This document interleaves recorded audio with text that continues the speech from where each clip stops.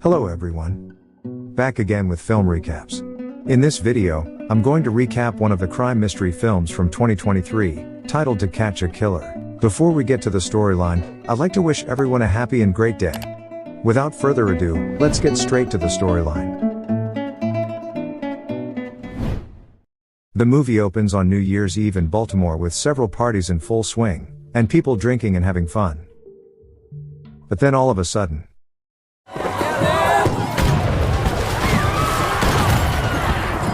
the celebration turns to horror when a mysterious sniper begins shooting and killing from a distance. The sniper appears to be utterly ruthless, opening fire on several buildings and killing anyone in sight. Not far away, we meet rookie police officer, Eleanor, who's caught in the middle of a minor dispute between a cafe owner and a drunk customer. Suddenly, she receives an urgent call, ordering all units handling non-critical tasks to respond to a nearby plaza. Eleanor immediately heads out, and we learn that the cold-blooded sniper is reported to have shot 25 victims, 17 of them confirmed dead at the moment. Shortly after, Eleanor arrives at a house where a poor teenager has been shot through the window. The police then discover that all the bullets have been fired from a certain 17th floor apartment in the neighborhood. But just as they make this discovery, the same apartment suddenly explodes, throwing the entire building into chaos. The terrified residents begin fleeing in a frenzy. During this, a stunned Eleanor starts recording a video in case the shooter is trying to escape with the crowd. Next, the police and firefighters head to the smoke-filled building, with Eleanor among them. They soon enter the exploded apartment, and discover that nobody died there. Meanwhile, Eleanor struggles to breathe amid the smoke, and briefly loses consciousness. But a detective named Mac quickly gives her an oxygen mask and helps her get stable. Just then, the chief FBI investigator, Lamarck, arrives, and the team informs him that the flat belongs to a Norwegian man who is currently in Oslo. It turns out he got this place as a debt repayment, and has been trying to sell it ever since. The scene then cuts to the police station, where Lamarck briefs the team on key points they need to keep in mind during the investigation. We later see him suggesting to Deputy Governor Capleton that all the highways be shut down to prevent the murderer from escaping, but Capleton refuses, saying that doing so would cause public panic, which would be bad for the governor's image. Afterward, we see Eleanor and another cop talking about the killer, which catches Lamarck's attention. He then asks for Eleanor's insight, and she suggests that the killer is trying to satisfy some form of inner relief. That is why he ended up killing 29 people, otherwise, he might have stopped after like 2. A surprised Lamarck asks why he didn't go on to kill more, and Eleanor responds that maybe he had satisfied his urge for the night. She also believes that he will strike again soon, and Lamarck is struck by the weight of her words. The next morning, Eleanor gets a call from her superior, who informs her that Lamarck wants to meet her as soon as possible. The confused woman heads to a cafe, where she finds Lamarck once again arguing with Capleton, who still refuses to take any precautionary measures. After the deputy governor storms off, Eleanor sits with Lamarck, who reveals that he wants her to join the FBI team. This shocks her, and Lamarck explains that it's not just because of her sharp insight, but because she appears to have a messed up mind like the killers. Just then, Detective Mac arrives, and Lamarck announces that the three of them will be working as a team from now on. Next, the trio arrives at the morgue, and a cold wave of dread hits them as they face the 29 lifeless bodies of the victims. They realize the killer is highly skilled and probably military trained, because no ordinary person could execute so many with such precision. Lamarck notices they vary in race, age, and gender, which means there's no clear pattern or connection. Just then, an officer rushes in and urgently gives shocking news that the cops have found the killer. We later see the trio arriving at the location, where the SWAT team is already surrounding a building. Another FBI agent, Frank, reveals that the suspect is a teenage boy who lives right above the apartment that exploded. During police questioning, he locked himself inside, and threatened to kill everyone. Frank adds that the kid checks every box, as he has ADHD, skips school due to constant bullying, watches ISIS videos all day, and is obsessed with violent video games. Furthermore, his uncle took him to a gun club last summer. But despite all of this, Lamarck doesn't think the teenager is the killer. Eleanor points out that there was a mattress in the exploded apartment, and questions why would it be there if the killer lived right above. But Frank refuses to consider these reasons, and soon, the SWAT team breaks down the door and confronts the teenager. The boy is consumed by panic, and in a desperate attempt to escape, he jumps out of his bedroom window, falling to his death. After this disaster, the police discover there was no weapon with the boy, meaning it was a false lead. Frustrated, Lamarck decides to contact the painters, who were hired by the owner to paint the apartment 2 years ago, since they had access to the keys at the time. Soon, the three painters, Rodney, Haynes, and Dimitri, show up for questioning. Lamarck asks each where they were on New Year's Eve, and all provide solid alibis.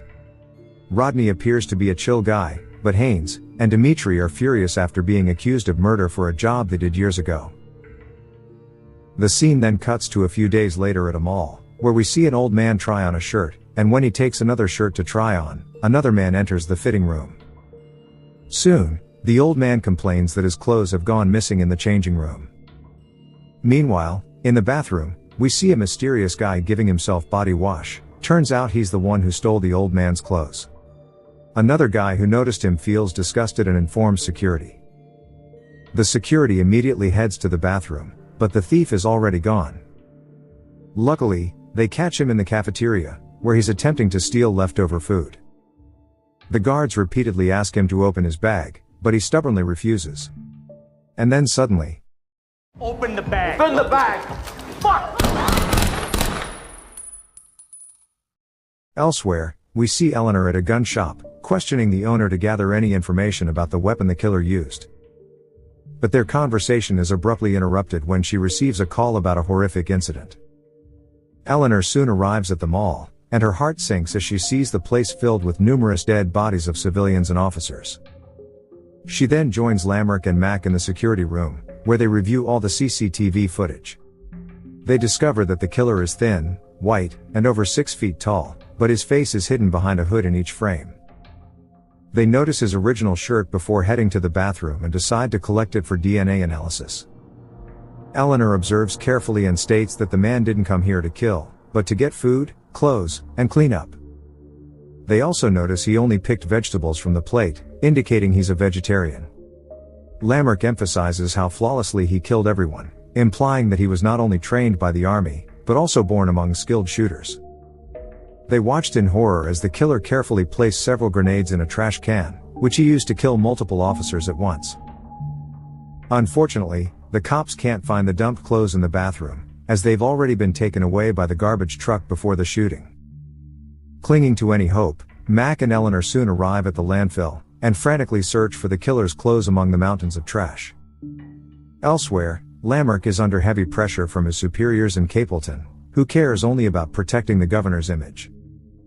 Mac and Eleanor, meanwhile, return with the killer's clothes, which provides all of them a glimmer of hope. Just then, a news anchor broadcasts footage of the mall incident, urging viewers to contact him if they have any leads on the killer.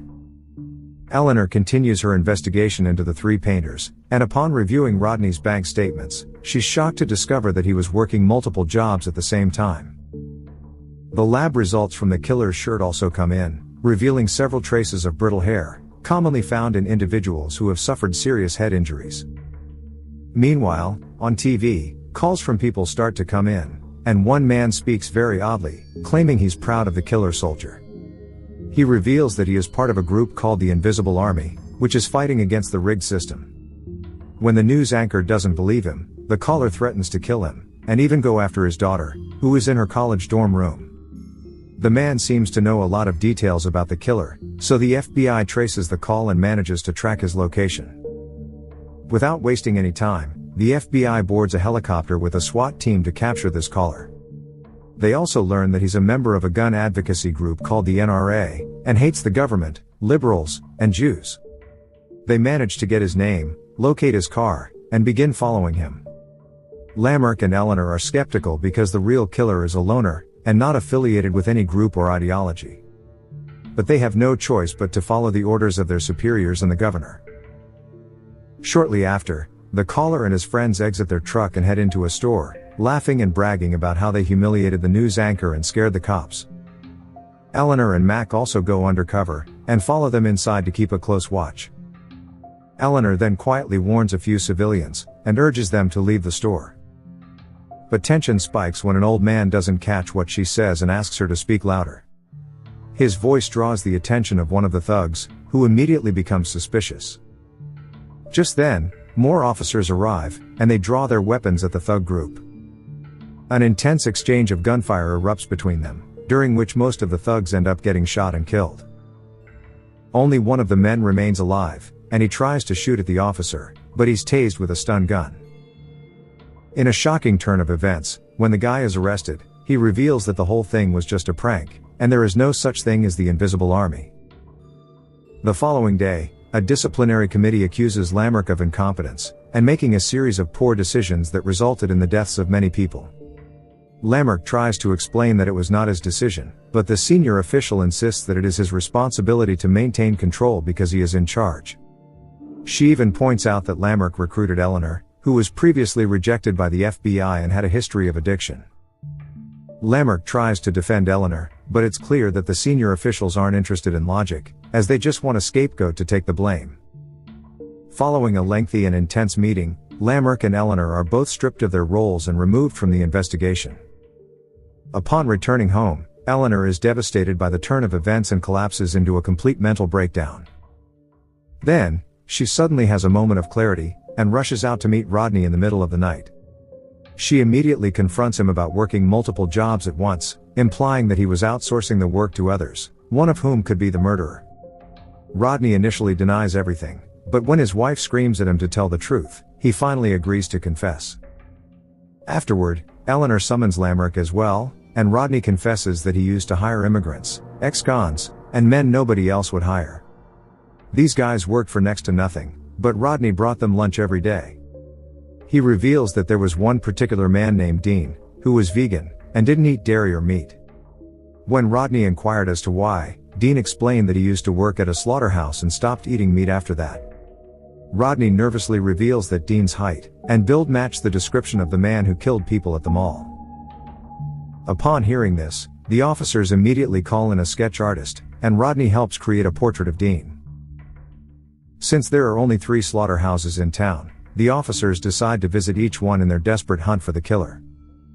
They show various workers the sketch, and ask if anyone recognizes the man, but to no avail.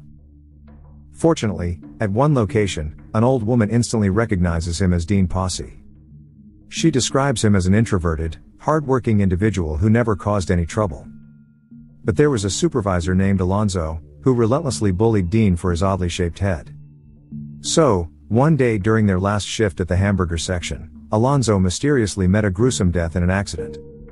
Dean claimed that Alonzo accidentally fell into the meat grinder, but everyone knew he was deliberately killed. Dean was thus sent to jail for the murder, but was released after only 2 years. Later, Eleanor reads Dean's files and learns that his father was in the army, and also his shooting instructor. It turns out his parole was supported by letters from 2 of his father's army friends. He was shot in the head as a child, and though he survived, he suffered severe childhood head trauma.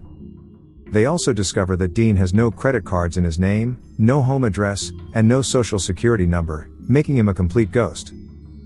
Shortly after, they arrive at Dean's mother's home, where Eleanor wants to call Mac for backup. But Lamrick urges her not to, since calling Mac would mean the whole FBI would swarm in, and risk messing up the operation. Just then, Dean's mother, Mrs. Posse, arrives, and the officers begin questioning her about her son. The woman seems aware of his actions, but refuses to cooperate, fearing they will kill him. But when Lamrick assures her they just want to catch him alive, she reluctantly invites the officers inside. Next, Mrs. Posse reveals that the last time she saw her son was during the pandemic. She says Dean used to be a happy, smart kid, but when he was 6, his father accidentally shot him in the head, almost killing him. Dean managed to survive the injuries, but he was never the same again.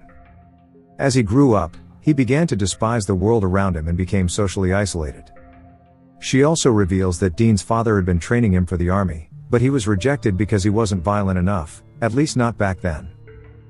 Meanwhile, Eleanor looks out the window and notices 2 cups of tea and a man's shirt hanging outside. She also spots a small shed in the distance and tries to warn Lamrick, but it's too late.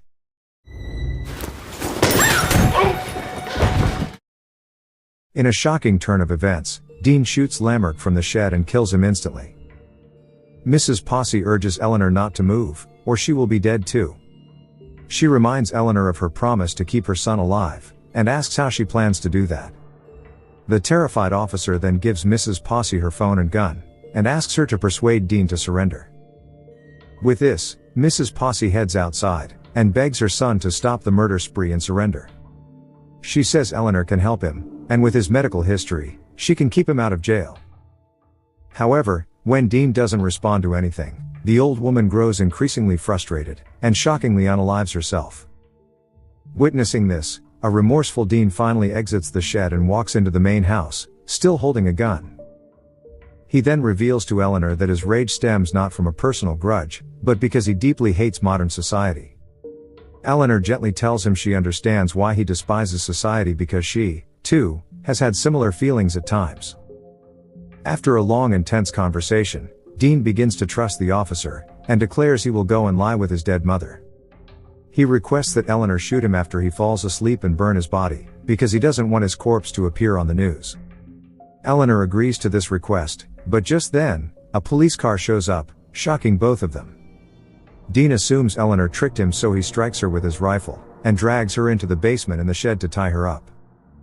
Outside of the house, an officer orders Mrs. Posse to open the door, but Dean doesn't waste any time in shooting him. Another officer calls for backup, only to be brutally shot as well. Soon, more police arrive and surround the area, while Eleanor desperately begs Dean to stop the madness. She pleads with him to untie her, promising she'll handle the cops and help him. Outside, the officers become impatient, and decide to open fire, but before they can do so, a bomb goes off. Eleanor takes advantage of the chaos and brutally bites Dean's neck. He's badly injured, but instead of retaliating, he spares her and walks outside with a rifle. Moments later, Eleanor manages to free herself, and stumbles out of the basement. She finds Mac outside and urgently tells him that Dean is wounded but still alive. Meanwhile, we see the killer fleeing into the open fields behind his house. More police cars swarm the area, and they finally spot him collapsed, with his bleeding neck. As Dean slowly raises his weapon one last time, the officers fire a hail of bullets and finally end his miserable life. In the final scene, Eleanor meets with her superior in Capleton, who insists on keeping the entire operation under wraps, so that all credit goes to the FBI and the governor. They even offer her a position as an intelligence analyst in the FBI in exchange for her silence. However, Eleanor refuses to comply with their terms, and demands that Lamrick be posthumously honored with the Medal of Valor, and his pension be transferred to his spouse.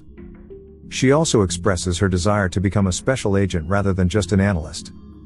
And so, the superiors agree with her terms. The movie ends with the officials leaving for a press conference, while Eleanor returns home alone, still shaken and haunted by Lamrick's death. Okay guys, thanks for watching. See you again in the next video.